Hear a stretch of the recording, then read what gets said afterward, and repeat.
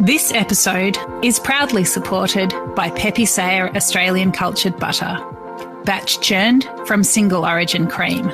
We've got a culturing process, a fermenting process, an aging process. So the butter will taste very different than, I guess, the average supermarket butter. I like to say we make butter makers butter. Like, this is the sort of butter makers would like to eat, simply because of the slow process in which we ferment and age and get the flavour into it. You know, the natural fermentation that gets all the flavours into the cream, and then once you churn it, you end up with this really rich, flavoursome butter that evolves and changes because it's a live culture that's in the butter as well. For more information, go to pepesayer.com.au. I'd like to acknowledge Australia's First Nation people as the traditional custodians of the land, and for this episode in particular, the Dharawal people. I pay my respects to their elders, past and present. It's so exciting for me to be able to relay the stories of all of the beautiful producers and the tales of the wine and the history of the wine, because it's such an amazing industry and it's ever evolving, which is so exciting for me because I think education is fantastic. This is the Over the Glass podcast. I'm Shanteh, Wale. Christmas and New Year's Eve are centred around the celebration of good company, food and drinks. Whether you spend it with your work colleagues or your own family, how we choose to spend the summer holidays says a lot about who we are and what we hold dear to our hearts. Georgie Davidson-Brown is the head sommelier of Wyno and Bodega in Surry Hills. After falling into hospitality at 18 and being coerced into wine by an enthusiastic sommelier, Georgie has found her place in the next generation of Sydney's wine professionals. Hi, Georgie. Thanks for joining me. Hi. Thanks for having me on. Such a pleasure. How are you coping in the silly season? Oh, it's always a dream. Better to be busy than bored. And there's a multitude of amazing personalities that I get to chat to 5 days a week, I really can't ask for more. I think that's great to hear. What is happening on Christmas Day for you this year? Are you working? Are you going to be with your friends, family? I'm actually off for the first time in I'm not even sure how many years. And I'm just going to drink probably lots of sherry and eat a bunch of seafood and go for a swim. Very low-key, just with my mum and my partner. Oh, that sounds amazing. And I didn't realise that you had family here, so that's perfect. Yeah, it's pretty exciting. Unlucky move down in lockdown, but I'm pretty stoked because I get to hang out with my mum more than ever. So very happy. That's so wonderful. And you said that it's the first Christmas you've had off in some time. So I'm assuming that you've been working all those other ones. Have you got a really unique or memorable Christmas story that comes to mind? Yeah, it's always been a little bit of a strange one, actually. I have a pretty small family, as previously mentioned. It's kind of just my mum and I. So we've spent a lot of years kind of just holidaying just out of the crazy Christmas peak time at the beach or on an island somewhere, which is pretty awesome. But yeah, I've very much been working through, and probably the most memorable one was I did a few snow seasons, and I was based over in Japan for a little while, and Christmas there is so strange. It's a lot of fried chicken, which is not what I expected, but it was awesome. And we just, it's snow seasons, so you're with a bunch of people and you're living with them, and it's a pretty intimate space actually for a long time. You really get to know people when you're traveling. But it was really cool. We ate heaps of food and we drank way too much wine and a lot of soju, and then we had to do service. And we were lucky that we're in an environment where everyone was just kind of drunk, and that was fine. But it definitely made it kind of strange coming from Australian hot beach Christmases, working or not, and then going into the white Christmas hardcore kind of snow stuff. It was very peculiar, but really fun. And yeah, I mean, I think we always dream being in Australia that we have a white Christmas at some point. So we always remember those. And the fried chicken thing, I watched a movie once where they just got KFC, not even like made their own fried chicken. And I always thought it was so bizarre, but it kind of makes a bit of sense. Fried chicken, cold weather. Yeah. Yeah. I mean, I certainly wasn't mad about it, but yeah, it's really hilarious. KFC really comes into play, and I've actually never eaten it. And we did make our own because we were up in the mountains and we didn't have access to anything else except for a grocery store. So it was kind of nice. We had a bunch of hospitality misfits and snow goers, and we all just sat around and made heaps of food and played weird drinking games. And then we got our guests involved when we opened the restaurant. So that was really fun. Oh, there's nothing like that. What does it mean for you for, seeing off 2021 and welcoming the new year? What are you looking forward to in the new year? A bit of sunshine, actually. It's been a really, really interesting few years for everyone. And I think this crazy huge weather system that we've got currently over the East Coast and Australia, and just having it so wet, it's nice that we finally got a bit of sunshine, and I'm just kind of looking forward to more sunshine in the future.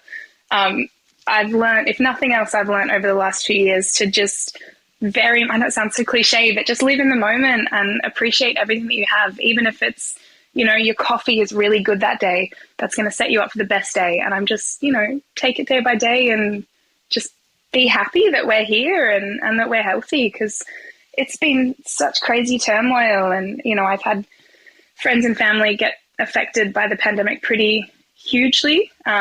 So, even more so just happy to be lucky and safe, and just looking forward to drinking more wine and getting to see my friends really in the new year. Yeah, exceptionally well said.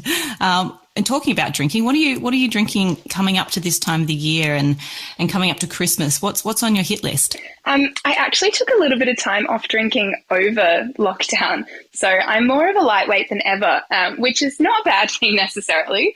But it just means I'm sort of exploring the world of lower alcoholic offerings. I've always been a huge fan of sherry, but now even more so, particularly manzanilla, salty, delicious, from San Luca de Barrameda. There's this gorgeous producer that an old boss got me onto a few years ago called Bodega Alonso.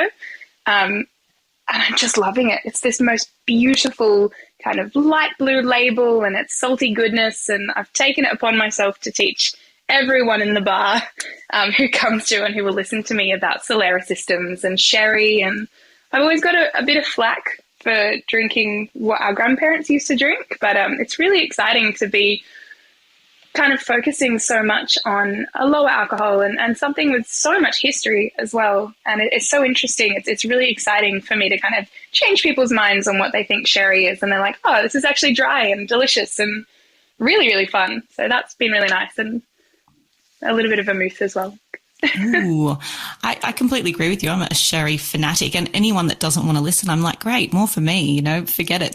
You can stick to what you want to do. That's fine. You want your big, bold reds? Have it. I've got sherry. Totally. And, like you said, they really suit our climate, especially the manzanillas and the finos and the palicottados, because we've got all that wonderful seafood available. So when you said sherry and seafood and the beach, I was like, all of this makes complete sense to me. Thank you. It's a pretty good life, I will say. And are you going to be working on New Year's Eve, or how are you going to bring in the new year? Another first. I've worked every single New Year's Eve since I was 14 in my first job, and this is my first New Year's off. And I was so shocked, I didn't know what to do. So I'm taking my mum out to dinner, and then probably going to drink some champagne and watch the fireworks. Just all the cliche things I've missed out on. But I'm most excited. Good for you. All these changes in your life. Obviously, you're fairly new to Wyno, and previous you've had some amazing stints at places like Woodcut. But good for you for all these changes and having these little moments where you haven't been able to do them. I know I had a couple of New Year's Eve when I was 18, and I joined the throngs of people going into the city, and I was like, this is awful. So I feel like I've done that, and so I'm quite happy to work. But I really hope you have a lovely time with your mum, and that you can get into somewhere. Have you booked somewhere? I have, actually. I'm having a very early bird dinner at 5:15 at Restaurant Hubert, but I'm most excited because then, it'd be nice. Hopefully we'll miss the crowds or something, but who knows? I've always loved working New Year's, and I think it really just kind of shows the family that you have in hospitality, because it's always so much fun and always such a crazy night, and you're always so tired, and bringing in the new year with up to a couple of hundred strangers, depending on where you are working in your venues. And so it's always been really fun, but I think I'm actually really looking forward to doing it with just a couple of people that I know and adore. I totally agree with you. And let's hope that this beautiful warm weather continues. On that, I thought might be interesting is that aromas are so incredibly important to us sommeliers. So I thought I might ask you and put you right on the spot that what are 3 aromas that really represent summer for you? Ooh, that's a good one. Straight off the bat, I'd have to say salt, as in like ocean spray, saline, which kind of ties into my love of manzanilla as well and going to the beach. Coconut, because I grew up on the Sunshine Coast and we always had Latan 30 plus. Now I think it's evolved into 50 plus and it always smells like coconut. And I kind of hate it, but I kind of love it. It makes me so happy, that like coconut sunscreen. And probably mango, because again, growing up on the Sunshine Coast, really lucky we had this absolutely enormous mango tree in our backyard. And it truly, I get goosebumps just thinking about the scent of a mango tree and the kind of sweet herbaceousness leaves, and then the beautiful ripe fruit as well. And when the sun hits it and you get it fresh off the tree and it's kind of warm, it's an amazing experience. And the scent is just second to none. Okay, I think that we often talk about as somms, like the condition of fruit, whether it's like unripe or overripe, but sometimes it is just fruit that's just ripe sitting in the sun. I can totally understand what you're saying. It's just perfect, Everything is just like the stars align with sweetness and ripeness and fruitiness and savory if it's, a particular fruit that's not super hardcore sugary. It's such an amazing scent.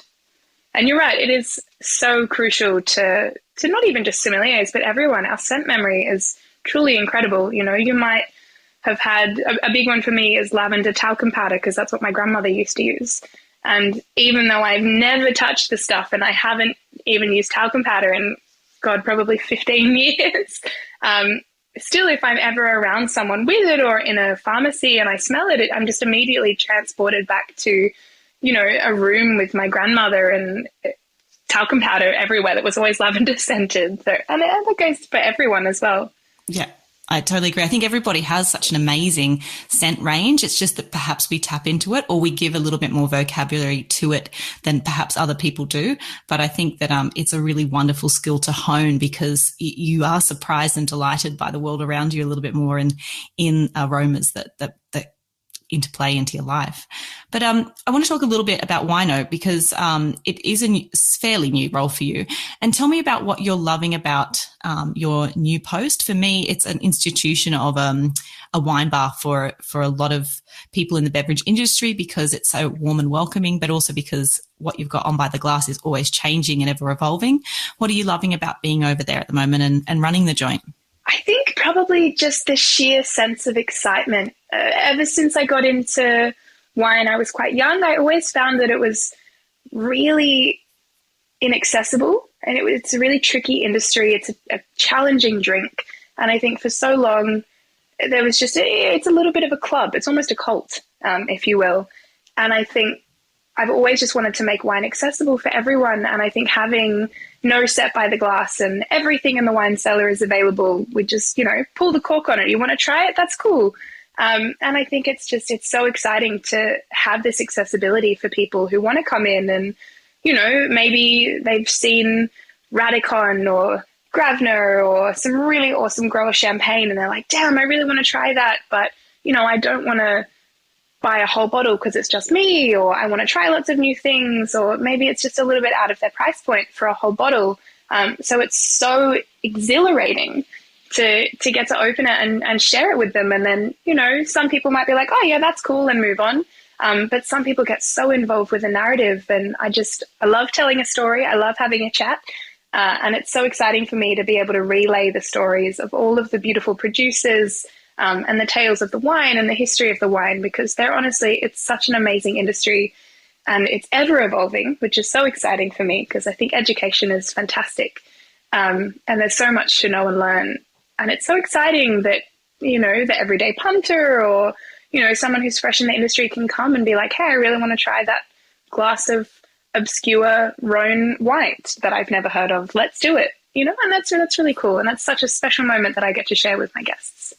And it's a real testament to you and your abilities, because for everybody else out there that doesn't know, if you go into Wyno and you want to try something, you do have the cellar to be able to try those wines, but then it's up to Georgie to be able to, if you perhaps try a glass and you're not a big fan of it, it's up to her to then make sure that the rest of that bottle doesn't go to waste. And no, she doesn't just drink them and take them home.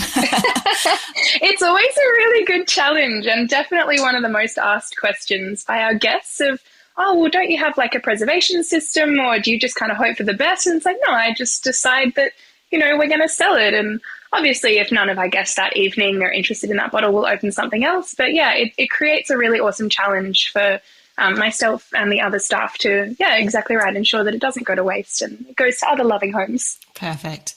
Well, Georgie, I have absolutely loved chatting you today. And look, I know that you end up falling into hospitality because you wanted to get into theatre. And I think I'm very sad for the theatre world, but I'm thrilled for us because we have you in Sydney now, and you're doing an amazing job down there. So hopefully in the new year, we have time for a drink together. Definitely. But best of luck with all the things that you've got going on, and enjoy your Christmas and New Year's, and I'll speak to you another time.